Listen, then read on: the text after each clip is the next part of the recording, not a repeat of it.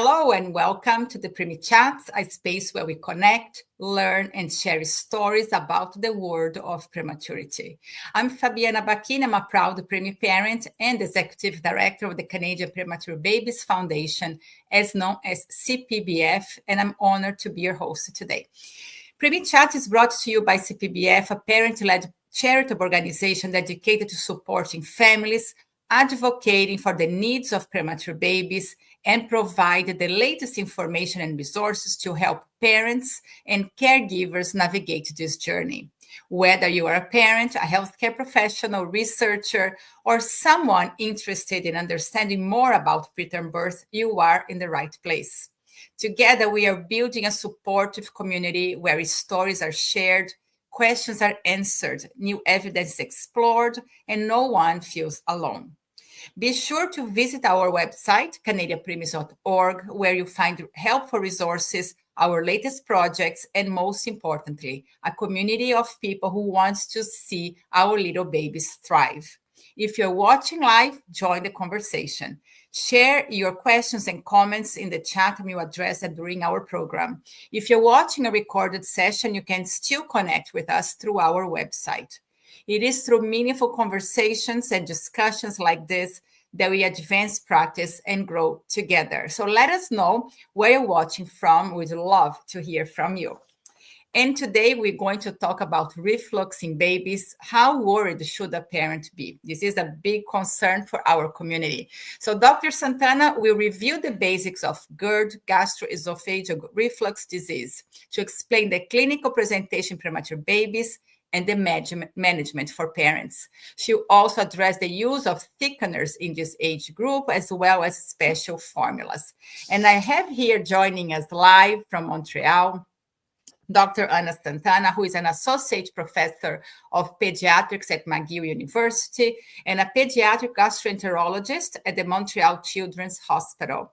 She specializes in the care of children with complex nutritional and gastrointestinal needs. You can read her full bio on our post, but Dr. Sant'Anna is actively involved in several multidisciplinary clinics, including the complex care services, focusing on home parenteral nutrition and complex nutritional patients, and also the feeding disorders clinic, addressing severe feeding challenges in young patients.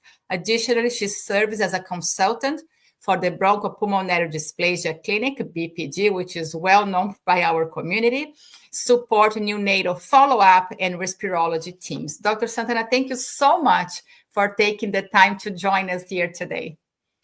It's a pleasure to be here. Thank you, Fabiana and the Canadian Premature Babies Foundation for the nice invitation.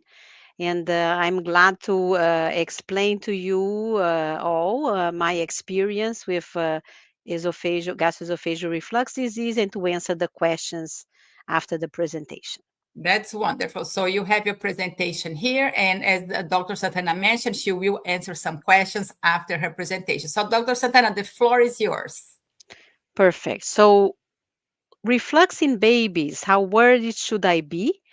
That is a very, very common question that we have to address here in our neonatal intensive care unit. And I assume it's a general concern for a huge number of parents. I don't have any disclosures for this presentation. And as Fabiana was saying, the objectives of this presentation is to differentiate between the gastroesophageal reflux, which is physiologic, and the gastroesophageal reflux disease in babies, understand the diagnostic workup of the GERD. So I will call the disease as GERD just to be on a short form, and why CMPA, which means cow's milk protein allergy, is important for this condition, as well as reviewing the management of the GERD, including thickeners. So in terms of the definitions, it's very important that you all understand that the gastroesophageal reflux is only the passage of gastric content into the esophagus. I will show you next a diagram that will be easier to follow. The regurgitation is a passage of some of this regurgitate into the oropharynx and mouth. Vomiting is an expulsion of a refluxate, so a large amount of content. And the GERD, the disease, is the symptoms or complications that may occur with the gastroesophageal reflux. So, in definition, GERD in pediatric patients is present when reflux of gastric contents is the cause of troublesome symptoms and or complications. And this is found in our guidelines since 2009. So, what are we talking about? We do have an anti-reflux barrier that links the esophagus to the stomach. So the stomach is well addressed in pink. And what happens in babies and prematures is that this angle of his is more wide, and there is kind of we used to think there was a kind of a sphincter here, and it's kind of wide open in the preemies and the young babies. The lower esophageal sphincter, which is what I'm talking about, it's really one of the main anti-reflux barriers, and clearly in babies it doesn't function like that. So that's why it's absolutely normal that a baby will regurgitate. But if this causes a problem, that's why we will then address the gastroesophageal reflux disease. So, what are the mechanism, the pathologic mechanism of the GERD? So, the important ones, the primary ones, are the transient relaxation of that sphincter I showed you before, which happens a lot more in preemies and babies, and they impair esophageal clearance. What is the esophageal clearance? So this is the esophagus, and we will drink. This is an adult cartoon. We will drink, and all this drink will very fast will be clear to the stomach. Okay, in the preemie and the babies, you can appreciate they are lying down most of the time, so instead of going from vertical, they will have horizontal, so the clearance is delayed. And on top of this, we do have what we call some dysmotility quite often in the preemies, which is a slow digestion, if I may. Other mechanisms of GERD include intra-abdominal pressure. What this is? Example, if we cough, the abdomen will contract. This increases the pressure, pushing the content of the stomach into the esophagus. Okay. The gastric emptying, for another reason, it's slower. We know the gastrointestinal tract is slower when you are a preemie. So all the digestion is decreased. And another factor also is that it's such a small esophagus that the capacity of containing the liquid is also small. So this also facilitates the reflux. So we know in terms of epidemiology that we have a lot of numbers across different studies, but there was a systematic review that showed a prevalence of up to 26% of babies with reflux, and the prevalence in infants, which are babies below 1 year old, tend to decrease with time. So we can encounter 25%, so 1 in 4 babies will have reflux at 1 month. But then when we go approximately to 1 year old, we decrease to 1.6% of gastroesophageal reflux disease. So we always reassure most of the parents that it's really a question of time, and we do give sometimes medications and special formulas to bridge this time, to gain time so that the maturity will arrive and this baby won't need the medication. So the natural history of the gastroesophageal reflux, not the disease, just a reflux, is such that you can see that 41% of infants aged 3 to 4 months, so a little older babies, spit up most of their feedings, versus less than 5% of infants aged 13 to 14 months will spit up most of their feedings. So we know it's a question of age and maturity, like I mentioned to you before.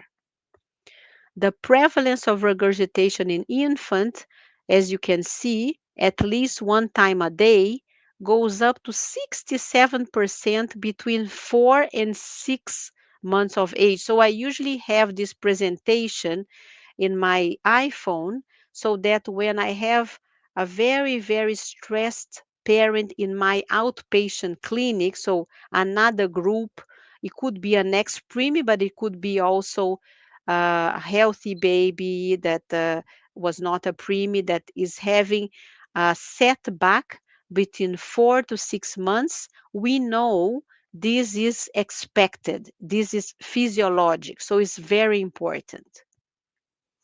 So, what are we talking about? So, the societies that I belong, the North American and the European Society, revised the guidelines that they have done in 2009, trying to um, facilitate the understanding of this condition and the best practice and the best management of this condition. So, what are the main changes? And this was really very polemic, I would say, in the preemies and the newborns in terms of management.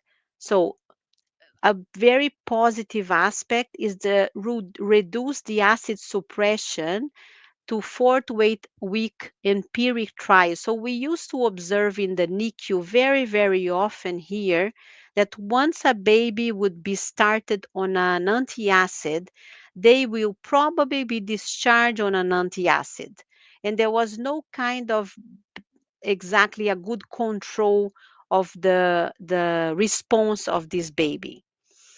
The second change was to shift away from attributing respiratory and laryngeal symptoms all to gastroesophageal reflux disease. So there sometimes they are associated, but they are not an equal situation. And the most difficult change was that they recommended to change the formula of the babies to an hydrolysate or amino acid base before giving medication to this infant. So this was something that it was very polemic, a lot of discussion, and actually it was my neonatal dietitian that brought me her main concern, saying that we are kind of condemning these babies to be on a milk-free diet for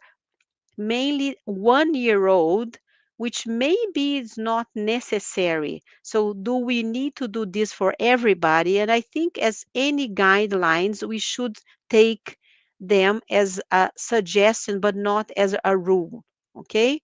Very important to discuss this. For the prematures, again, the transitory lower sphincter relaxation is much more often than the regular baby. They are on exclusive liquid diet. They are always on supine position, which is lying down, except when they are burping or carried. They often have nasogastric tube. We do have some uh, centers that use orogastric tube. So the sphincter that I was talking about remains open. And and the position of the baby also can favor episodes. So it's very common that they change the position of the babies uh, in the NICU, and the right left lateral will increase more the episodes versus the left, and the supine versus prone. But we know um, that is a condition that we see a lot, and the change of position is a reality. Okay, so special groups at risk of GERD, like I mentioned, the prematurity among other conditions.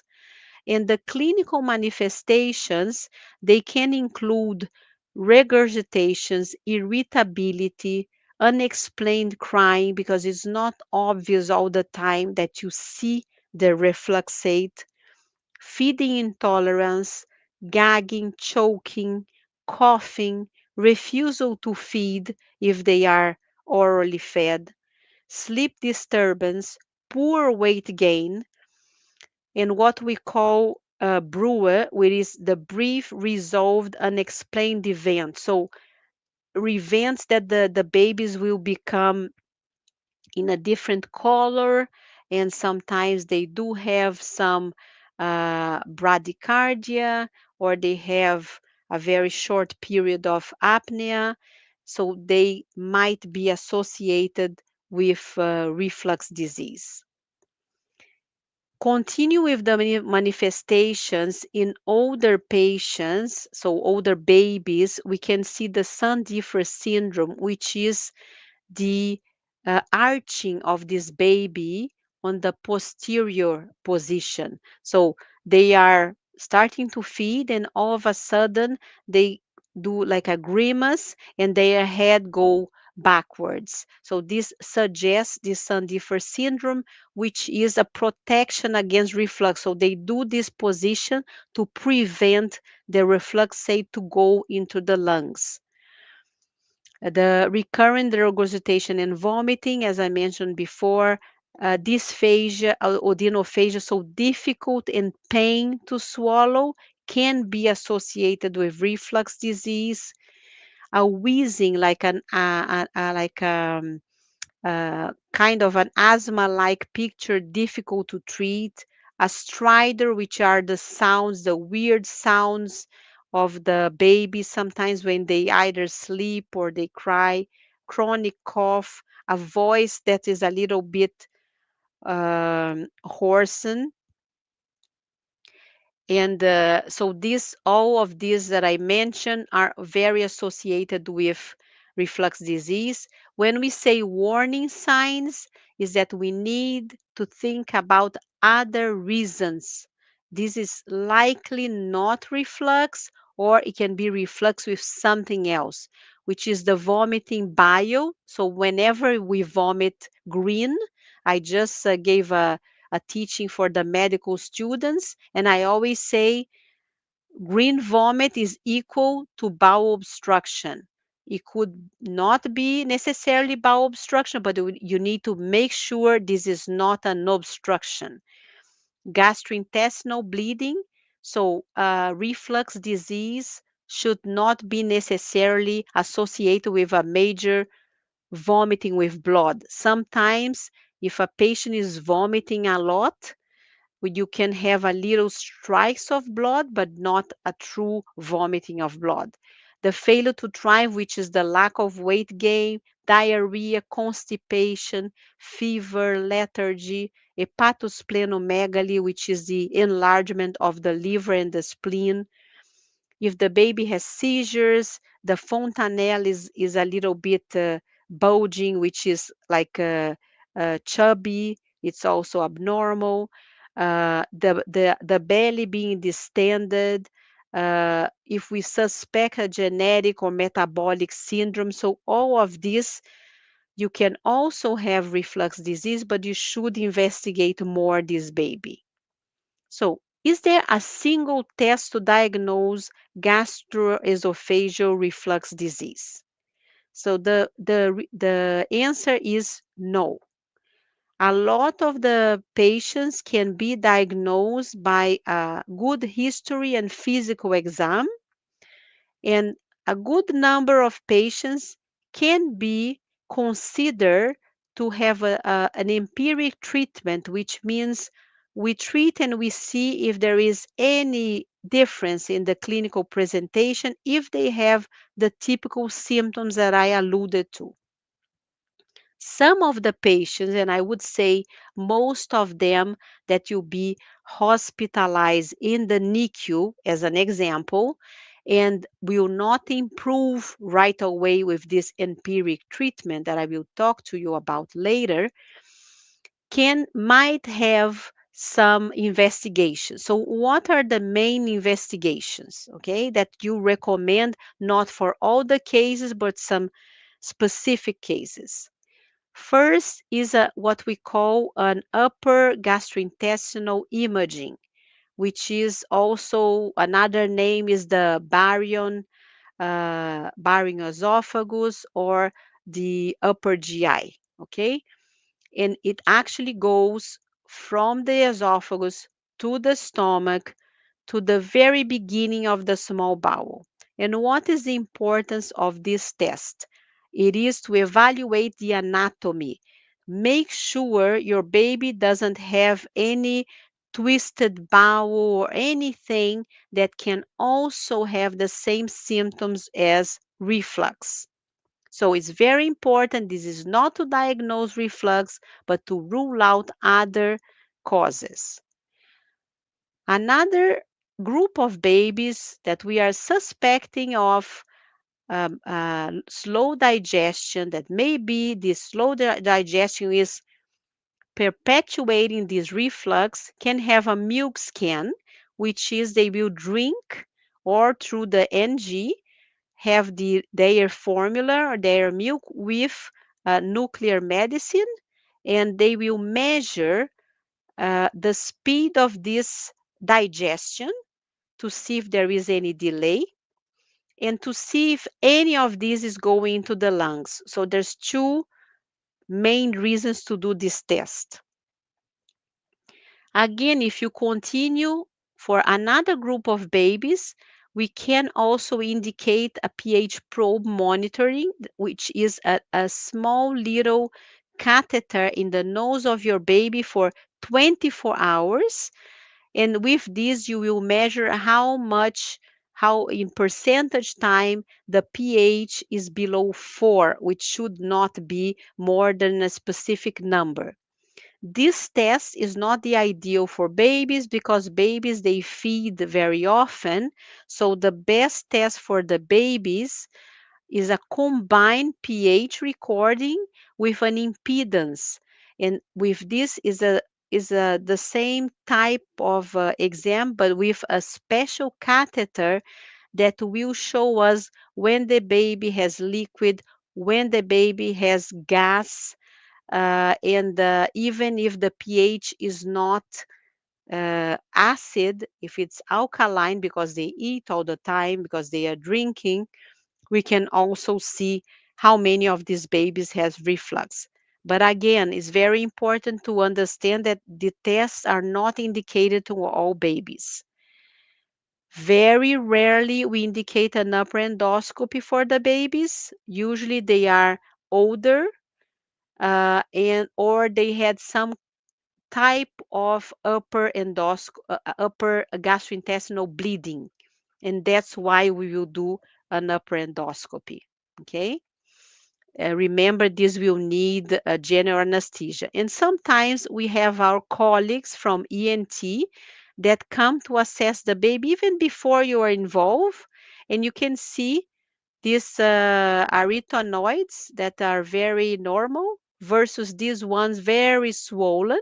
So they, at this point, will tell us this is very, very suggestive of laryngopharyngeal reflux, and this baby should have an antacid. These are the vocal cords, and that's why when you have reflux, you have some edema in the vocal cords and the voice will change. Okay?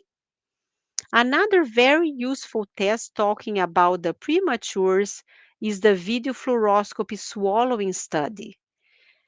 And this test is indicated for all the babies that are born premature, mainly the extreme premature, When they reach 38 to 40 weeks of gestational corrected gestational age, if you have choking episodes or if you are suspecting silent aspiration.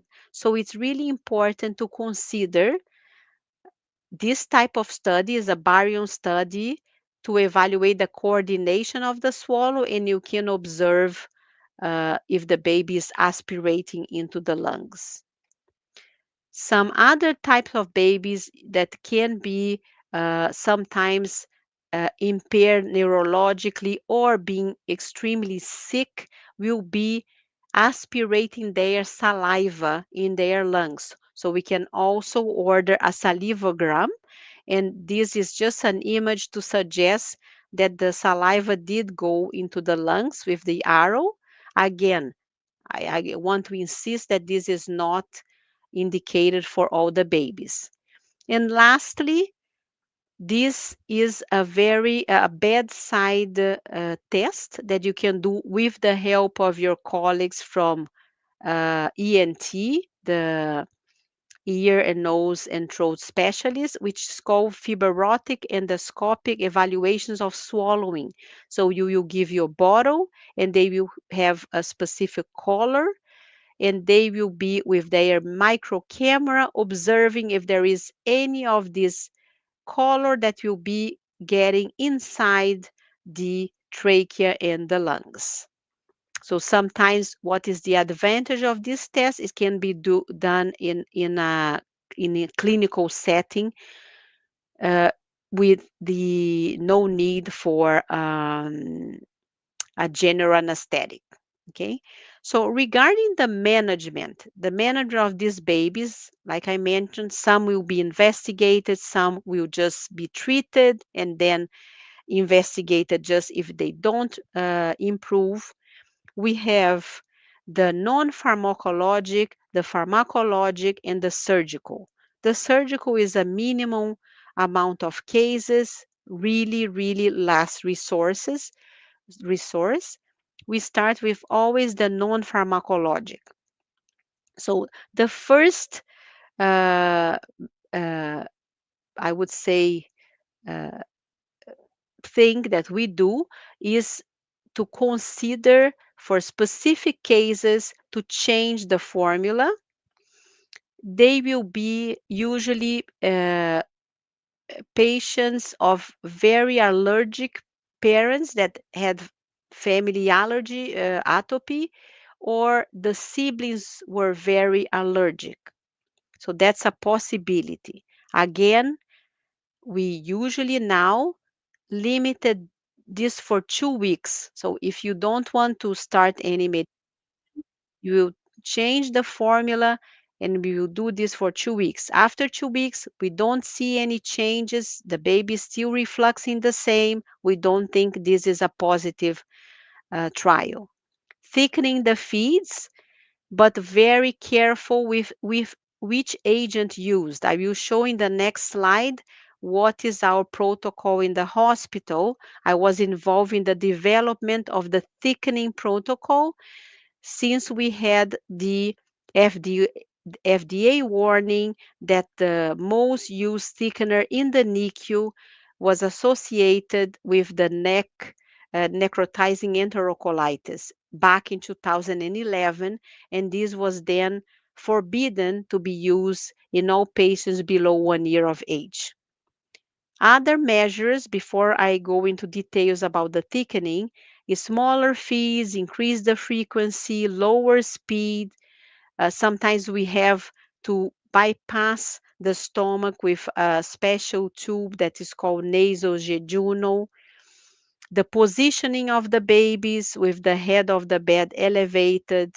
We know the supine position is better to reduce the risk of SIDS, but on the other hand, is not necessarily the better to prevent reflux episodes. Of course, at home, no question about it, but in the NICU, sometimes the reflux is such that we don't We will do the prone position, but we will monitor this baby with a cardiac monitor. And just not to forget that at home, it's very important to avoid cigarette exposure. So it's very important what we always do, the parental education. Regarding, like I mentioned, the thickeners, we developed this protocol. It took a few years to develop it safely.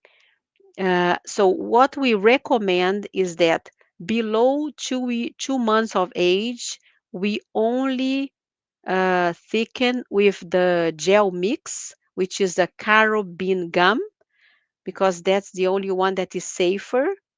So again, remember, correct the gestational age. To 2 months to 12 months, you can also use the rice cereal. And there's a lot of concerns about obesity, increased density of the feeds about this, and constipation. So very important to monitor this. And then as of 12 months corrected age, we can go to the resource thicken up clear, which is much easier to be preparing, which is xanthan gum based, that had the problems with the neck in the past. So what are the effects of thickening milk formula? With the rice cereal, you can see increase caloric density, the decrease the vomiting, increase the sleep time, and decrease the crying time. And you can see this is as old as 2007. Okay, so it's a very old-fashioned recipe, not used all the time, but can be a resource for the reflux. What are then the pharmacologic options for these babies? So there is also a concern about the anti-reflux medications being increasingly prescribed in infants. So the PPIs are the common proton pump inhibitor, or the names are omeprazole, lansoprazole, Prevacid, Nexium, and there's a lot of options. In infants, which are the kids below 1 year of age, they are recently increased, with 49% of infants on these medications. They began in the first 4 months of life. Again, very old reference saying that this has been quite a concern. And the anti-reflux medications are extremely frequently prescribed in the NICU. For the very extreme low birth weight infants, we have below 1,000 grams. They 25% leave the hospital on anti-reflux medications. So these are the types of medications that can be used between antacids, anti-H2 blockers like ranitidine, or omeprazole, lansoprazole, esomeprazole. I meant to say famotidine because a few years ago we had an issue about the compound to do ranitidine, so we started to use famotidine a lot, and the proton pump inhibitors, like I mentioned. But remember, all of these medications, they are approved for children above 1 year old, and they are used for younger children out of uh, an uh, off-label indication. Why? Because it's extremely difficult to have this type of research in very young children and premature babies. So if we do give the medication, you change the formula, you tried everything, and still this baby is refluxing, we can see that the baby usually will be done some more investigations, and your milks can show there is some delay in the gastric emptying. So you are uh, usually motivated to add medication, which is called a prokinetic. Okay, we are indeed very lucky that in Canada we can use The last one, which is the Cisapride, it's controlled by Health Canada, but it is used for these very, very sick babies, sometimes with tracheostomies, um, sometimes still on some kind of oxygen therapy, feeding only in the with tubes. We have no choice but to use. But we always try the domperidone first, the erythromycin if you have second, and we don't use long-term metoclopramide anymore for this population because there is a warning from Health Canada with an extra pyramidal side effect, which is kind of a torsion of the body, and that could be permanent. So we don't do this medication long term anymore. And there was a huge campaign that was published in 2017 in the American Academy of Pediatrics. It is called Choosing Wisely in Newborn Medicine, 5 opportunities to increase value. And one of the 5 was exactly what we are talking about. Avoid routine use of anti-reflux medications for treatment of symptomatic gastroesophageal reflux disease or for treatment of apnea and desaturation in the preterm infants. And with that, we will finalize with the very, very small number of pediatric GERD that will need surgical treatment. What would be the indications? So the name of the surgery is fundoplication, and the indications are failure of aggressive medical management, major morbidity, either respiratory or neurologic, with a high risk of aspiration, life-threatening events, a significant hiatal hernia, which is a hernia that the stomach goes up in the esophagus. And in the NICU, in the literature, we say for ventilator dependence, severe BPD babies, severe apneas, or uh, events which is acute life threatening. And the principle of the surgery is really to make a wrap in the around the esophagus. It's not the perfect surgery. It used to be a lot more indicated in the past, and then with years we see a lot of recurrence and a lot of failure. So it is safe for very small portions of babies that will benefit. So with that, I will thank you all for your time, and I'm very, very happy to answer all kinds of questions that you could have to me. Dr. Sant'Anna, thank you so much for your presentation. Wow, I learned so much from you, but you also brought me back so many memories from my time in the ICU with my son and coming home with 2 medications for reflux, and he was on that for a few years. So I have some questions for you. First of all, you talk a lot about formula babies. How about the babies who are exclusive on a breast milk diet in the NICU? Yes, so sometimes there is indication to try a milk-free diet for the mother if we are suspecting for some reason either a lot of atopy in the family or the siblings have been allergic and whatnot. So we would not change the formula necessarily for a hydrolysate or amino acid only formula, but we would discuss with this mother if she would be willing to go on a dairy-free diet. It can be only dairy-free, it can be dairy-free, soy-free, it can be dairy-free, soy-free, and no meat. So there's different levels of diet, but if this mother is willing to continue to breastfeed, with most of them are, we do prefer the trial with the mother's diet versus to change the formula.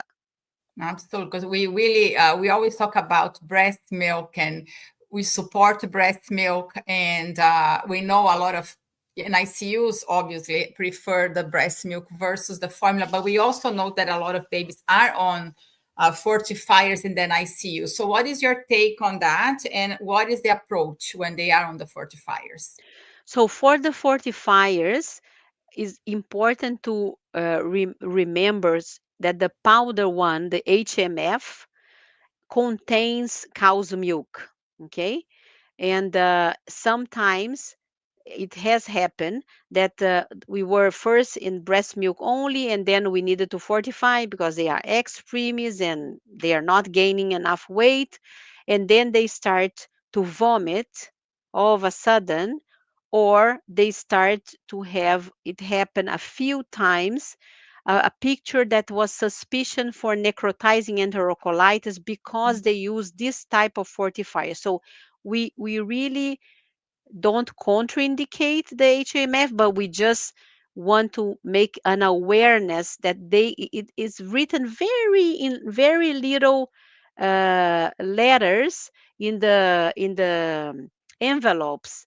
And it took me and the dietitians a long time ago, like some work to find that it was written can be contaminated or can be with cow's milk. So here in our hospital, they changed the fortifier to the hydrolysate one, which is the liquid protein. Okay. But it is a more expensive fortifier.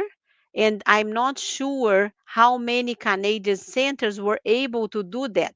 Okay, so I'm not saying it needs to be done, but it's just more an awareness that the fortifiers can be provoking the vomiting because of allergy, not necessarily reflux. Right. So sorry, the one you mentioned, the liquid one, is the one that is human milk Yes, based? yes, that's the one.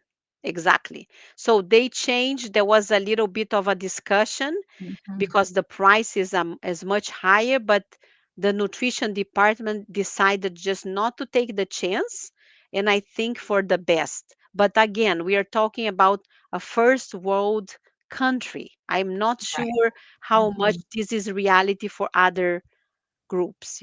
Absolutely. And we also know that many units in Canada are not switching yet. But we also, this is a very small population. We're talking about the babies that are born less than a kilo, or we're talking about babies later on as well. So this again, it was a decision for our unit. It can be for any baby.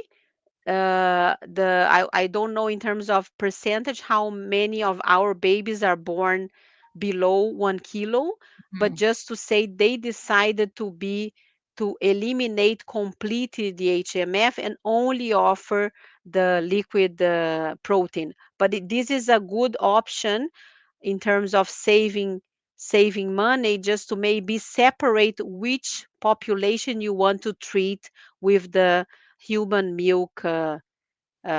fortifier. Yes. Very interesting.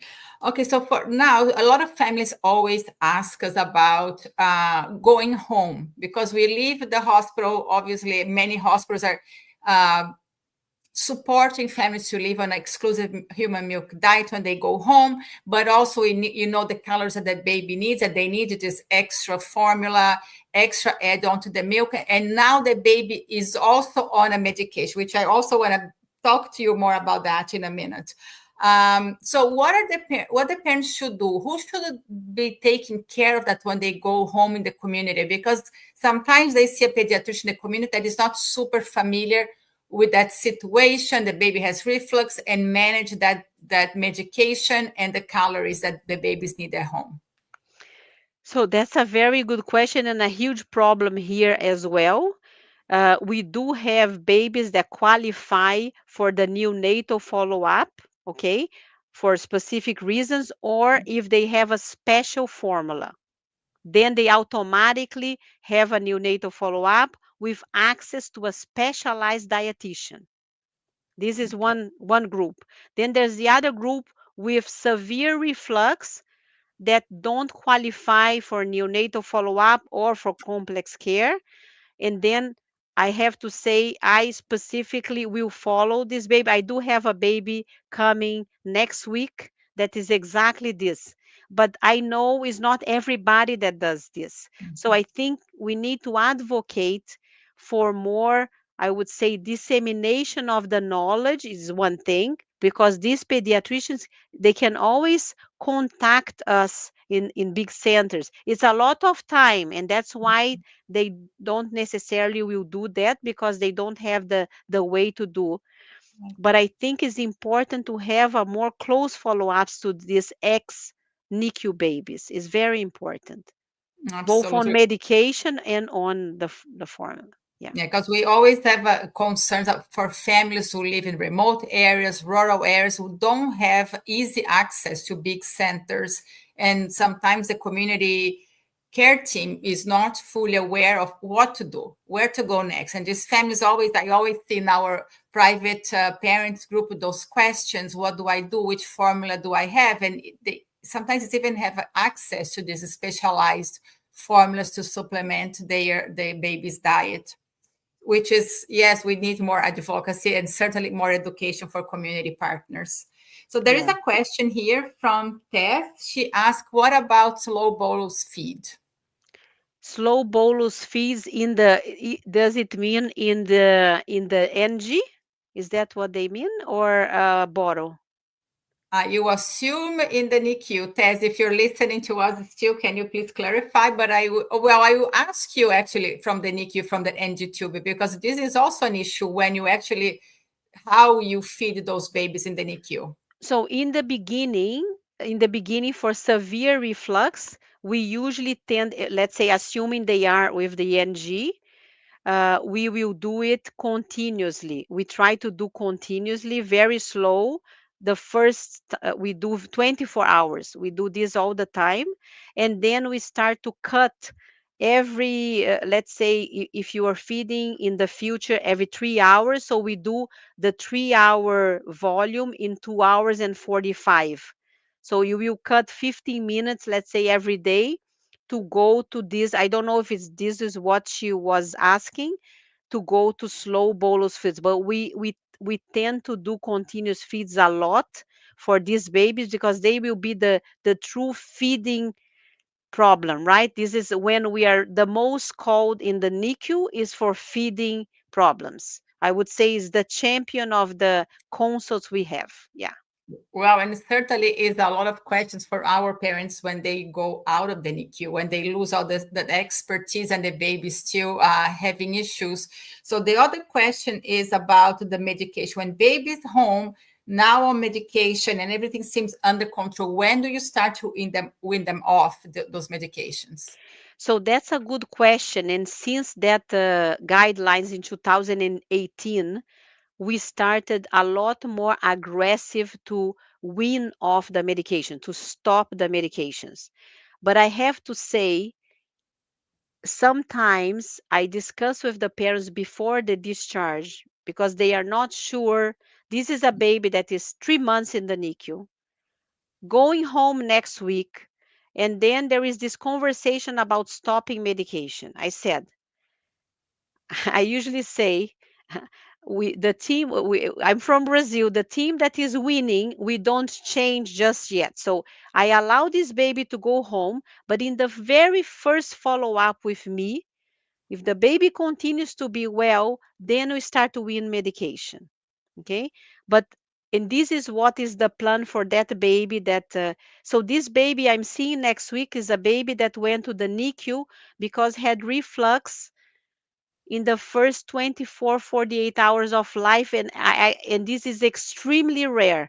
But this baby had a very very scary delivery, and I think for some reason the GI tract was affected, and that's why the baby developed all these symptoms. So this is a short term usage of medication. Okay. But I would say I tend not to stop just before discharge. Either we stop during the hospitalization because it was not clear the improvement was there, or I allow them to go home, and then in my first appointment, that usually is within a month, then I will start to wean off the medication. Because there is a lot of transition happening between the Yes, NICU, going even the home. other. Yes, adaptation home. And I say, I don't want you to be worried about one thing or the other. If it happens, you forget to give a dose. That's human being. But I wouldn't like to impose this. Absolutely. So the numbers you shared, I'm still caught up in that number, in the numbers you shared. The 49% of the babies going on medication.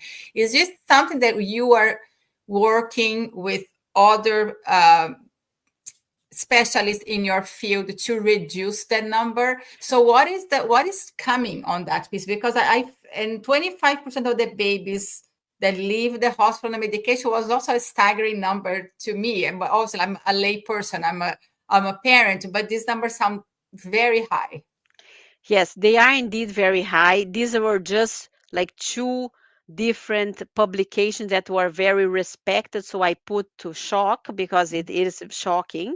We then developed here 2 years ago a protocol to try to address these babies with symptoms of reflux disease, exactly trying to minimize the excessive use of medication and the length of the treatment. I don't have numbers locally from our hospital, but that's a little bit the teaching we give to the new doctors, to the residents, to the medical students. Yes, you can try, but you should put an end in your trial, because what happens is that they forget the baby is better because the baby is better, and they just keep going, and then you will have this situation. So this is something we are trying more and more to avoid. Absolutely. Yeah, because I feel the numbers are very high. And I know this is such a big piece for parents. It is scary when you see the baby in the NICU having reflux and you don't know what is happening, and then taking the baby home. But also, I was very, something that I learned from your presentation, that a lot of babies do speed up by, in the first few months, and how it decreases over the course of their lives by age of 2 when they are more mature. So for our babies, our preemie babies, do we have the same curve? And if we do, are we over medicating? Because there is some of normal speed up that the babies have, but for our babies, everything seems to be exacerbated and everything seems to need treatment. What is considered more normal versus when we need to medicate those babies? I think that is what I got from your presentation. How are we going to, and then move forward with this? Yeah, I think it's a very good question. I don't think it's exactly the same curve for premature babies. We do know they will mature the system. Okay. I'm giving an example. I follow a twin. So the one twin is fine, home forever. The other twin had an airway problem with reflux that could not happen because of airway reconstruction. The recommendation was a very specific treatment, aggressive treatment, and this mother went home with two twins, and this twin had a gastrojejunal feed on top of this, so a lot of work with the feeds, etc. And all of a sudden, 2 months into home, she realized there was an issue with the tube, that he was finally tolerating gastric feeds, but there was nothing happened. He just was 2 months later Mhm. older. So I do think we over medicate. I agree with you. And the problem is that there's no way to try without not giving the medication. And then who wants to take the chance in such a very fragile population? So I think it's a good conversation to have with each individual family to see how much is safe to try. This was an accident, right? The tube of the baby got a problem. It was Christmas Day. She couldn't reach anybody. The baby was at home, was fine. She just gave small amounts. It went well. That was our cue. But to make this decision, that's, I think it's again informed decision and discussion with the families, but it is not a rule. I think it's an individual decision. Oh, that's great. That is such a great end to our life today, because I always feel like, yes, it is. We have the protocols, the guidelines, but we have to look at each baby individually to see what are the needs here and how can we care for the baby the best way possible. Having these babies going home and having the parent caring for these babies alone, because when you're in the community, so now what? We lose all the support system around us from the NICU. We are pretty much on our own, and the baby's spitting up, is vomiting, is doing this, is taking the medication, not taking the medication. It's so overwhelming for families. So this individualized, decision-making, talking to the families individually, I think is such a great way for us to finish this live. And hopefully everyone is doing that in their NICUs and guiding families the best way possible. But Dr. Sant'Anna, thank you so much for being here with us today, for really sharing your expertise, supporting families and really giving some light to what is happening in your NICU and in other centers around Canada. So thank you so much. My pleasure. It was great to be here. And to all of you watching us live, thank you so much for joining this episode of the Preemie Chats. And if you missed part of today's session and you want to revisit it, please go to our website or our YouTube channel. Our website is canadianpreemies.org.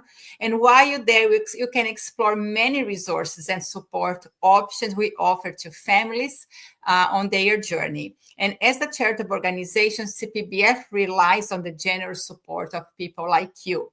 Your donation allows us to continue empowering families of premature babies every step of the way. Together, we can create a brighter future for all preemies and their families. And thank you for being part of this community. And we'll see you again next Friday, 1 p.m. Eastern Time for another live episode of the Preemie Chat. Stay well.